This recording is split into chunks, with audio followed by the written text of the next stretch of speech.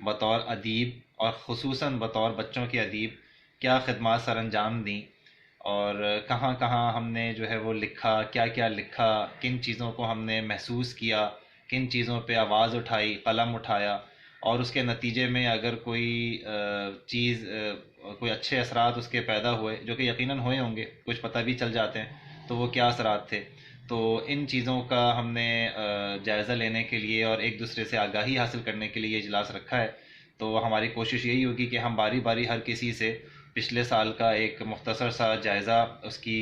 تصنیفات پہ یا اس کی تحریروں پہ یا اس کی تقریروں پہ ہم لے لیں، اور اسی کی روشنی میں آئندہ سال کے لیے ہم اپنا کوئی ایک لائحہ عمل بھی طے کریں، جو کہ ہمارے ذہنوں میں ہو کہ ہمیں کن موضوعات پہ یکجا رہنا ہے، کن موضوعات پہ بات کرنی ہے، اور یہ کہ ایک دوسرے کو موٹیویشن ہو ہمیں ایک دوسرے سے، کہ ہم جو لکھتے ہیں وہ ایسی رائے گاہ نہیں جاتا، بلکہ ہم ایک کمیونٹی ہیں، ہم ایک آواز ہیں، ہم ایک قوت ہیں، اور ہم سب نے مل کے یہاں سے جو ہے وہ چھوٹے لیول پر ہی صحیح لیکن اپنی آواز اور اپنے فکر اور صحیح فکر جو ہے وہ لوگوں تک پہنچانی ہے۔ تو اس سلسلے میں مزید رہنمائی کے لیے میں